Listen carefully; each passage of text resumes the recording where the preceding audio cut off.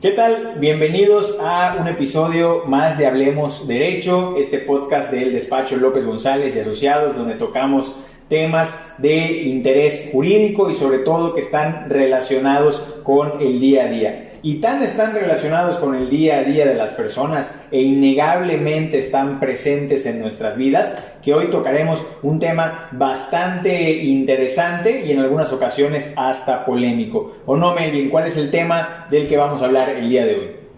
¿Qué tal? Darles la bienvenida a este episodio de Hablemos Derecho. Y como bien dices, hablaremos de un tema controversial, de un tema polémico, pero que no debería serlo, pero... No, pero que se encuentra dentro de la esfera jurídica de la sociedad y por supuesto hay que tocarlo. Vamos a hablar sobre el concubinato. Por supuesto, el concubinato es pues una figura jurídica muy interesante que generalmente diferenciamos, incluso a veces hay que decirlo de una manera negativa, lo cual me parece francamente pues inaceptable, no debería de ser esta distinción. Si la propia ley, como veremos a lo largo de este podcast, ya prácticamente no hace ninguna distinción con el matrimonio y con los derechos y obligaciones que este genera, pues tampoco nosotros socialmente deberíamos de tenerlo. Pero vamos a ver, Melvin, cuéntame un poco sobre qué es el concubinato, qué es exactamente lo que es el concubinato que nos marca la ley, no lo que nosotros podemos pensar como personas. ¿Qué es lo que dice la ley? Bueno, primero hay que mencionar que el concubinato tiene definiciones dentro del código de cada estado. Y me parece que el código de nuestro estado, que es el estado de familia, el estado de Yucatán, el código de familia del estado de Yucatán, se encuentra un poco atrasado. Muy atrasado. ¿Por qué? Porque hoy ya tenemos jurisprudencia que nos da una definición mucho más amplia. Sin embargo, la definición del código del estado de Yucatán nos indica que es la unión de dos personas, específicamente así lo dice, hombre y mujer, que han cohabitado por al menos 2 años o han tenido hijos. Para que el nacimiento jurídico del concubinato se pueda dar, según el Código de Familia del Estado de Yucatán, tiene que existir la cohabitación y tener 3 indispensables características: que sea pública, que sea permanente y que sea notoria, ¿no? Y que sea de manera notoria. Es claro.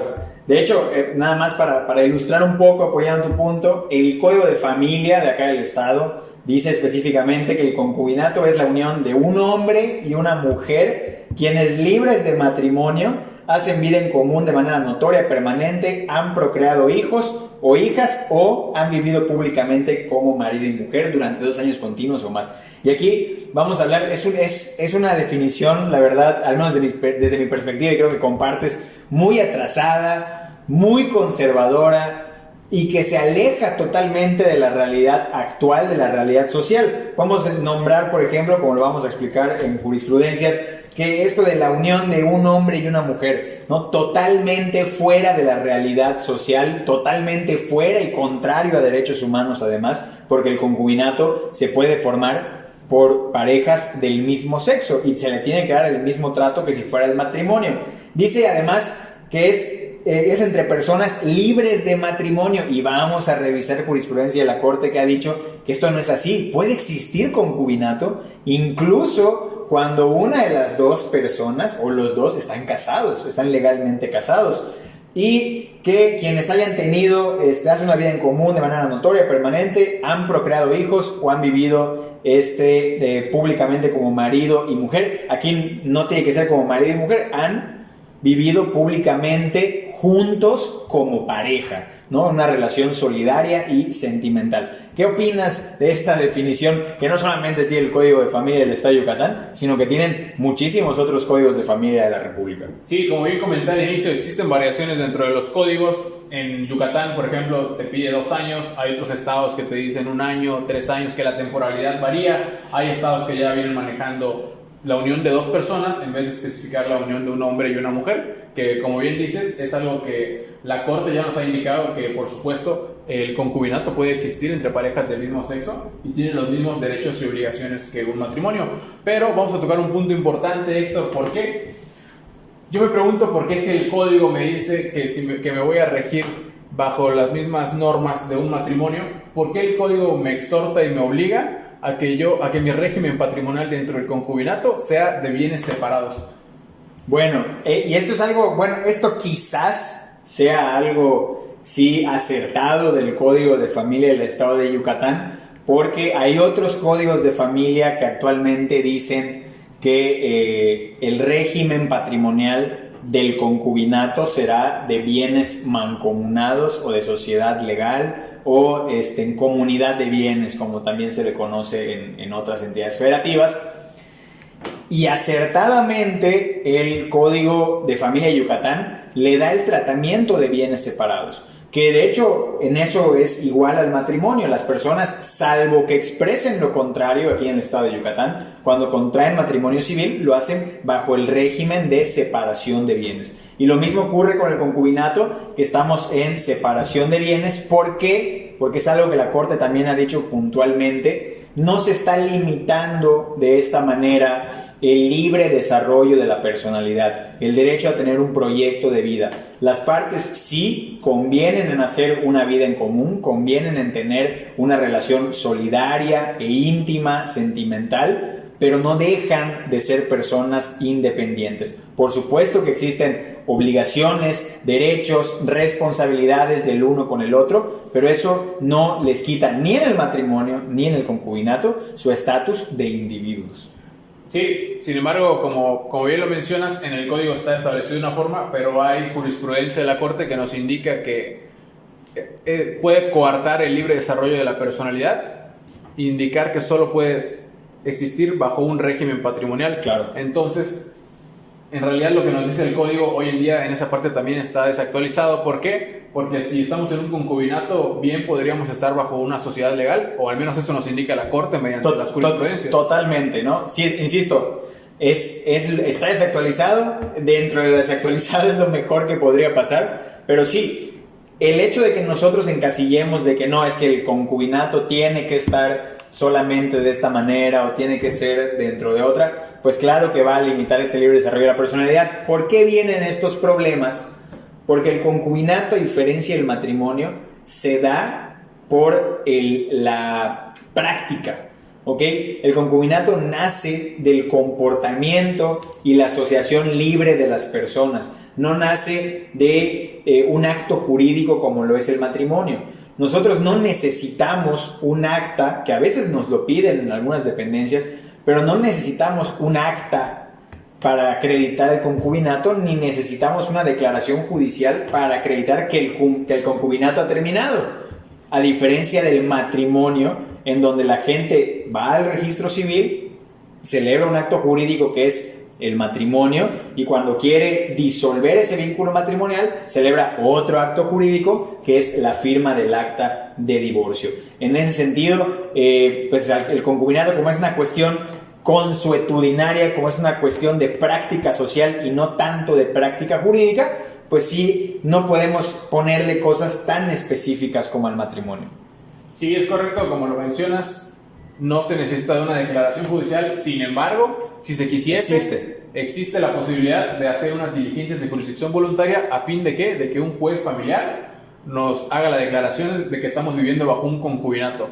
¿Y esto para qué nos va a servir? Pues nos va a facilitar. Ya no tendríamos después que demostrar, por ejemplo, o sea, mis derechos ya los puedo hacer válidos con mi declaración judicial, con mi sentencia, y particularmente creo que eso ayuda, que claro, pues ya te vas a evitar trámites, te vas a evitar la demostración del tiempo que han vivido y eso, mediante tu declaración judicial por parte de juez familiar. Como dices, no es obligatorio, pero se pueden hacer esas diligencias. ¿Para qué? Pues para evitar tal vez problemas futuros. Por ejemplo, voy a un caso muy concreto, fallece mi concubina y yo pues puedo tener derecho a esa herencia en su caso. ¿Y cómo puedo acceder más fácil? Mediante mi ya hay una declaración de concubinato. Claro, lo cual es algo que, fíjate, me parece jurídicamente curioso, porque sí que nos puede facilitar las cosas la declaración, esta jurisdicción voluntaria donde se declara el concubinato, pero la propia jurisprudencia y los propios criterios de la Corte consideran excesivo que se pida, por ejemplo, una terminación del concubinato. O sea, que el hecho de que alguna dependencia de gobierno o en algún trámite se exija una declaración judicial en donde se diga que ya no existe el concubinato, para la Corte es excesivo esto, porque para disolver este régimen, para disolver esta sociedad entre las personas, basta con que lo decidan. A diferencia del matrimonio, donde ciertamente tiene que haber un divorcio, en el concubinato basta simplemente con que las personas voluntariamente digan, bueno, hasta aquí llegué, ya no quiero seguir con este régimen. Como bien dices, otra de las causas de la terminación del concubinato, que también en su caso es del matrimonio, es el fallecimiento de una de las personas. En este caso, de manera inmediata, se termina el concubinato. Por supuesto. Pero entonces, Mayben, vamos a tratar de distinguir un poco, creo que ya se ha hecho bastante con lo que hemos estado platicando. Pero entonces, ¿cuál es la diferencia o cómo podrías tú diferenciar o sentir que es distinto el matrimonio del concubinato? Particularmente creo que la diferencia en este caso es, como tú dices, no existe, por ejemplo, una ceremonia ante un oficial de registro civil. Ante un padre. Para decirme que estoy casado. No existe eso para decirme que somos concubinos. Como bien dices, es mediante la práctica, mediante la cohabitación, mediante que nosotros vivamos en una casa de manera permanente, exclusiva según el código, por supuesto. Claro, porque ahorita ya vienen otras tendencias jurídicas que van a tratar esto. Y que incluso hace poco pues, hubo una que vino poliamor, por supuesto, claro, que vino a revolucionar y que, a menos en México, pues es algo que se está empezando a reconocer, ¿no? Claro. Y que por supuesto es disruptivo y causa ruido. Nada más para ponernos en contexto, una persona solicitó amparo ante un juez de distrito porque consideró que la limitante de que solo se pueda casar con una persona más, pues era inconstitucional, ¿no? Él decía, pues yo creo que tengo derecho a casarme con las personas que yo quiera, ¿no? Me quiero casar con 2, 3, 4, 5 personas, mientras ellas también quieran casarse. ¿Cuál es la limitación? Ciertamente, desde el punto de vista social, sobre todo en México, donde hay determinadas concepciones y estructuras y paradigmas sociales, a lo mejor se puede ver un poco extraño, pero lo cierto es que, esta práctica pues ya se da, aunque esté fuera de la ley, y en segundo lugar, jurídicamente, no hay una limitación de por qué solamente un matrimonio. Ojo, no estoy hablando acá, y este es un tema, en Hablemos Derecho, es un tema en donde vemos las cosas desde la óptica jurídica, respetando y sabiendo que cada quien tiene su óptica moral, su óptica religiosa, de valores, pero desde el punto de vista eminentemente jurídico, no hay una limitación constitucional para que una persona no pueda contraer matrimonio cuantas veces se le pegue la gana. Pero entonces, decías esta cuestión del concubinato, la diferencia con el matrimonio. Sí, la diferencia es que no existe un acta de divorcio, no existe un acta de matrimonio. Como ya mencionamos, puede existir una declaración judicial de concubinato, pero no es obligatoria. En cuanto a los derechos, las obligaciones, la facilidad para poder acceder a una pensión, son prácticamente los mismos. Es por eso que no se debe hacer una distinción social, ya que jurídicamente, al menos con criterios de la Corte, no con los códigos, lamentablemente, pero con criterios de la Corte las diferencias no existen. Diferencias dentro de los derechos y obligaciones, me refiero. Porque los hijos dentro del concubinato, cuando se termina el concubinato, no se terminan los derechos y obligaciones con los hijos, permanecen al igual que dentro de un matrimonio. Claro, y ahí estamos viendo que lo que está subsistiendo es la estructura de familia. Que estemos, y de hecho es algo que hay que ser puntuales. El concubinato sí puede existir aún dentro del matrimonio. Una persona puede estar casada, como sucede muchas veces, pero al mismo tiempo sostener una relación sentimental de una manera pública, de una manera notoria, tener o no tener hijos, pero pues tener como que otro vínculo sentimental con otra persona, y se puede configurar, no quiere decir que en todos los casos vaya a suceder, pero si se dan las condiciones, se puede configurar el concubinato paralelamente al matrimonio. ¿Y por qué es importante decir esto? Porque esta otra persona con quien se configuró el concubinato también va a tener derechos a la par de la persona con quien se tiene el vínculo matrimonial. En el caso, Melvin, de una pensión, por ejemplo, del seguro social o de una dependencia. Acceder a la sucesión. Acceder a una sucesión, claro. ¿Cuántas veces no ha pasado? Y voy a hacerte esta pregunta para que nos ilustres un poco más. Vamos a suponer que pues hay un matrimonio, ¿no? Un hombre y una mujer están casados, pero de repente deciden separarse, ¿no? Y ahorita también los que quieran revisar el capítulo del podcast del divorcio, pues también hablamos de esto de una forma concreta. Estas dos personas están casadas, deciden separarse, ¿ok? Y ya que están separados, no se divorciaron, o sea, el vínculo matrimonial subsiste. Vamos a suponer que el hombre conoce a otra persona, tiene una vida íntima con esta otra persona y se queda a vivir con ella y hacen una vida en común y tienen familia, incluso tienen hijos, pero el vínculo matrimonial subsiste. Este vínculo del concubinato tiene derechos, tiene obligaciones. ¿Qué tanto podemos sacar de ahí? Sí, mira, con respecto a lo que la Corte ha emitido en cuanto a términos jurisprudenciales, puede coexistir este concubinato con el matrimonio. Repito, como hemos dicho desde el inicio, si ustedes van a checar solo el código, se van a encontrar con que no. Pero pues les recordamos que las jurisprudencias son emitidas por la Suprema Corte de Justicia de la Nación, que es el órgano que tiene la máxima autoridad, la máxima jerarquía jurídica en nuestro país. Entonces nos regiríamos bajo esos términos jurisprudenciales en los cuales por supuesto puede coexistir. ¿Por qué? Porque el derecho de la persona, de la concubina, no se puede ver coartado simplemente porque no exista el acta de divorcio de una persona con la que ya ni siquiera existe esa habitación. Pero el matrimonio también sigue, porque por lo que acabamos de explicar, para que el matrimonio se disuelva necesita tener un acta de divorcio. Para que el concubinato se disuelva no es necesario. Y fíjate, me parece muy interesante ahorita que tocamos el tema tocamos ahora sí que solo por encima el tema de la poligamia y eso. Yo creo que el derecho ha ido evolucionando y el derecho se tiene que adaptar a las nuevas necesidades de la sociedad, y ahora sí que a los sesgos que hemos tenido en algún momento se tienen que ir abriendo. ¿Por qué? Porque así es el derecho y se tiene que adaptar. Esto me hace recordar en el tema de divorcios cuando hablamos de las famosas causas para poder terminar un matrimonio, de las causales. ¿Cómo no? Imagínate, antes hablaba de una causal para poder terminar un matrimonio, se tenía que probar infidelidad y ese tipo de cosas. Hoy han quedado, por supuesto, obsoletas.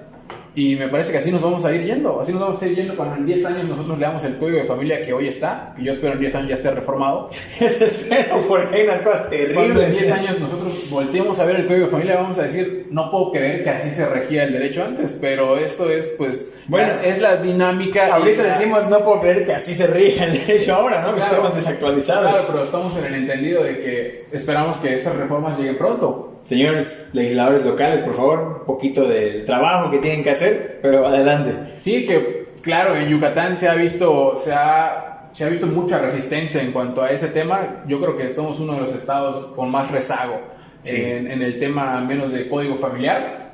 Sin embargo, pues hay mucha resistencia social también. Exacto, una resistencia social, ahora sí que como se dice, un tradicionalismo en Yucatán que particularmente considero que es excesivo. Y no podemos dejarlo pasar porque al fin y al cabo ahí está, los términos jurisprudenciales ahí están. Nos vamos a adaptar tarde o temprano, la sociedad lo desee o no, nos vamos a adaptar.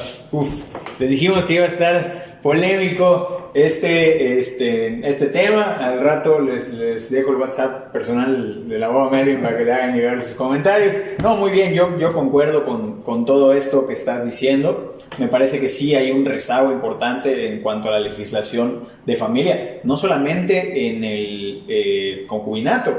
El matrimonio apenas recientemente recibió una actualización, ¿no? Para ir ahora sí de acorde al texto constitucional, y hay que decirlo, esto se logró casi por una presión de la Corte y de los órganos jurisdiccionales, porque los legisladores locales pues tenían resistencia a este tipo de cambios.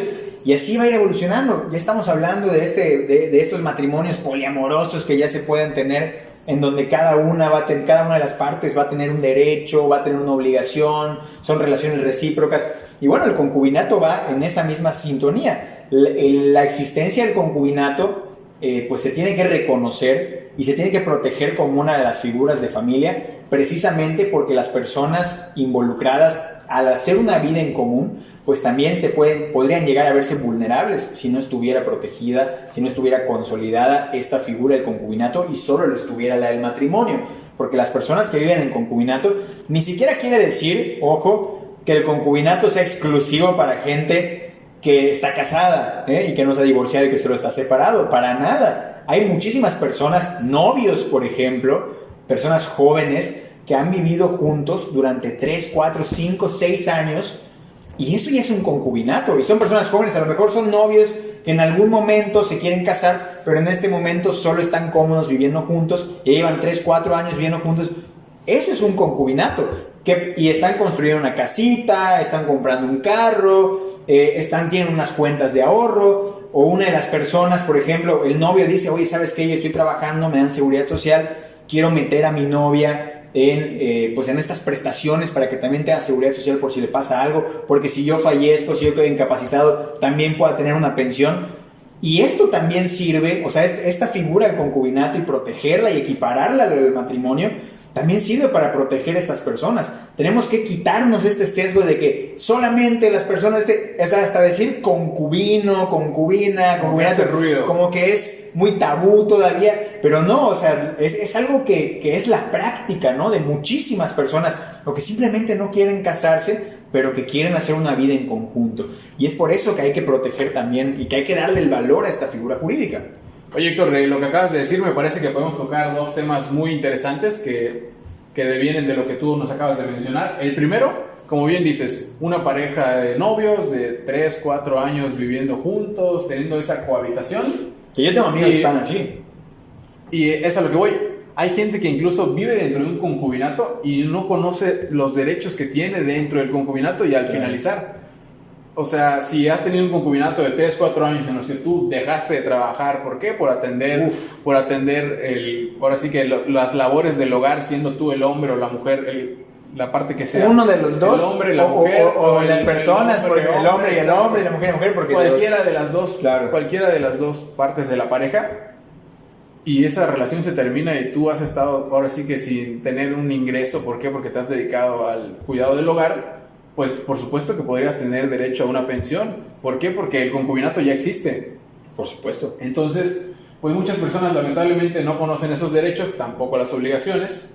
El segundo tema al que voy, como bien mencionas, el de poder tal vez inscribir a mi concubina al régimen social, a la seguridad social.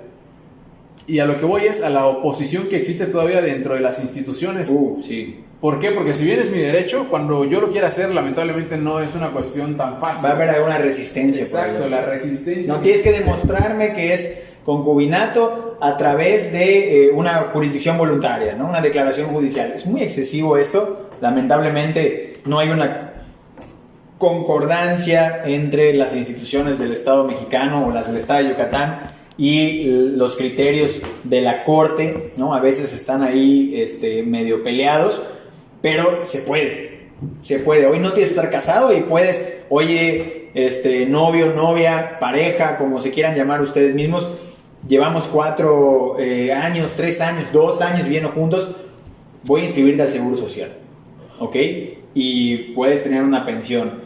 Se me ocurre, no sé, cualquier tipo de programa social, cualquier tipo de derecho que se nos dé, así como existe para el matrimonio, también existe para el concubinato. Oye, fíjate que ya no te quiero, ya hasta aquí llegamos, todo. Oye, sí, pero yo me quedaba en la casa, pues realizando labores domésticas, trabajo doméstico, mientras tú estabas trabajando, porque a ese acuerdo llegamos. Y mi ingreso económico dependía de ti. Exacto, y ya no tengo nada, y durante 3 años, 4 años, 10 años estuve sin ese ingreso, merezco una pensión compensatoria, una indemnización. Y por supuesto que la persona tiene derecho a pedirla y la otra persona tiene la obligación de darla. O fíjate que compramos con nuestros ahorros un coche, compramos con nuestros ahorros una casa y todo, pero solamente se puso tu nombre porque tú eres el que... También tengo derecho a esa participación, y no porque no estemos casados no va a pasar. Claro que el juez tiene que analizar, ya habíamos hablado de que si vienen separados o mancomunados, pero el juez va a evaluar cada caso. Sí, por supuesto, no es un tema cuadrado o una operación matemática en la que salga un resultado en automático. Hay que analizar todas y cada una de las cuestiones, hay que valorar, todo eso lo hará el juez, no lo hará el abogado, pero el abogado es el que tiene que hacer notar al juez lo que tú estás diciendo. Totalmente, y me parece que por ello pues es importante que hablemos estos temas. Aquí en el despacho de López González y Asociados estamos para asesorarlos, no solamente en cuanto a una pareja, por ejemplo, que se está separando, de que no, es que yo viví con esta persona tantos años, ¿a qué tengo derecho? Que claro que es válido y claro que los vamos a apoyar acá, pero también a las parejas que siguen viviendo en concubinato y dicen, oye, yo quiero inscribir a mi pareja al Seguro Social, yo quiero saber qué derechos tenemos, qué obligaciones tenemos, cómo le hacemos si se nos está presentando esta cuestión, porque, insisto, tienen derechos por esta cuestión de estar viviendo en conjunto, de tener una relación solidaria, de intimidad, de apoyo. Existen estos derechos y no tiene que haber un acta de matrimonio de por medio. Con esto no estamos diciendo no se casen ni váyanse todos al concubinato, eso dependerá de cada quien. Como lo mencionó Melvin, y creo que es una de las diferencias, con el acta de matrimonio los derechos y las obligaciones subsisten incluso si no se ven durante años, y el concubinato es diferente, pero pues yo creo que en cuestión de derechos y obligaciones sí están muy a la par y es justo que así sea. Sí, como bien mencionas, los derechos y obligaciones están a la par y la jurisprudencia así nos lo dice, la Corte eso nos indica, entonces es sobre lo que nos debemos de guiar. Claro, entonces pues para sintetizar un poco lo que hemos dicho en este capítulo, en este episodio, primero pues hay una diferencia. El concubinato, si bien el código de familia del estado de Yucatán, y no solo de Yucatán, de muchos estados de la República, define al concubinato como la unión entre hombre y mujer, que ya sabemos que de ahí, vámonos, inconstitucional, que tiene que vivir, algunos estados dicen que tienen que tener hijos de a fuerza, o que tienen que ser de un régimen patrimonial específico.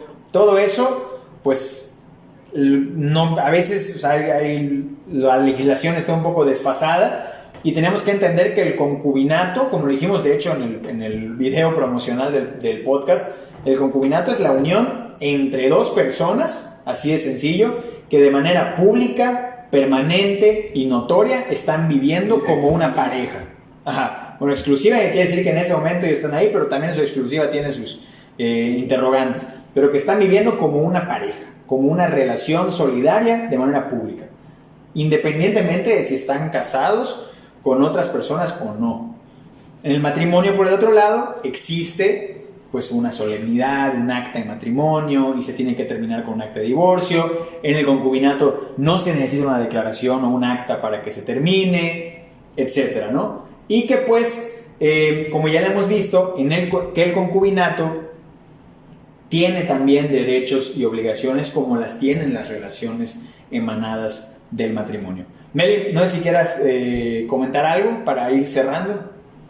Espero que la gente haya logrado entender la diferencia que nosotros le estamos planteando en este caso. Espero que hayamos sido claros. Exacto, que hayamos sido claros, que hayamos podido llegar a la gente que tenía las dudas sobre este tema, que podamos haber aclarado los derechos, las obligaciones, las causas de terminación del concubinato, y sobre todo que accedan a sus derechos, también que cumplan sus obligaciones, por supuesto. Por supuesto. Entonces, pues esto fue Hablemos Derecho, una producción de López González y Asociados. Les agradecemos muchísimo, como siempre, el favor de escucharnos o de vernos en el caso de YouTube, y estaremos viéndonos, escuchándonos la siguiente semana. Muchas gracias y hasta luego. Hasta pronto.